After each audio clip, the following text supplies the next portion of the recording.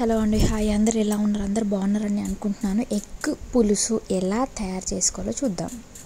First గుడ్లు ఒక గిన్నెలో తీసుకొని వాటర్ పోసుకొని గుడ్లు బాగా ఉడకబెట్టుకోవాలి.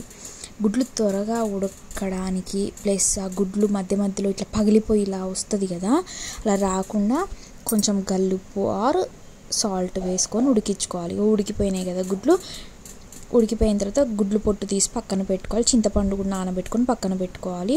మళ్ళీ ఒక గిన్నె, మళ్ళీ అదే గిన్నె వాష్ చేసుకొని తీసుకొని అదే గిన్నెలో కొంచెం ఆయిల్ పోసుకొని ఆయిల్ మంచిగా హీట్ అయిన తర్వాత మంచిగా ఉల్లిగడ్డ పచ్చిమిర్చి వేసుకోవాలి.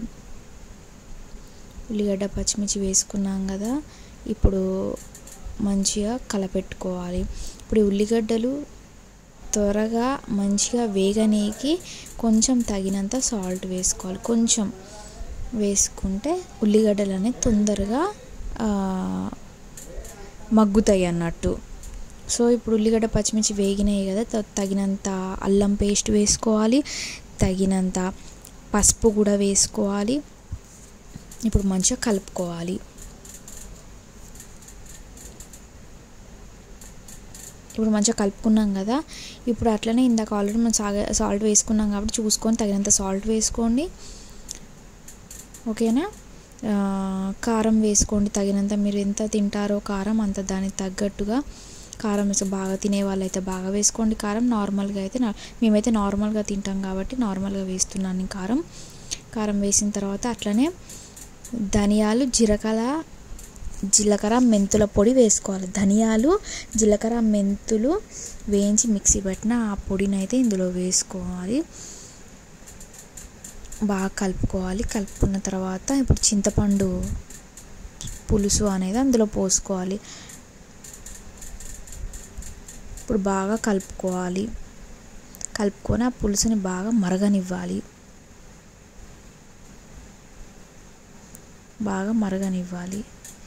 ఇప్పుడు ఈ బాగా మరిగే ఆ పులుసులో ఇందాక పొట్టు తీసుకొని పక్కన పెట్టుకున్నాం కదా ఎగ్స్, ఆ ఎగ్స్ అనేది మనం ఇందులో ట్రాన్స్ఫర్ చేసుకోవాలన్నట్టు.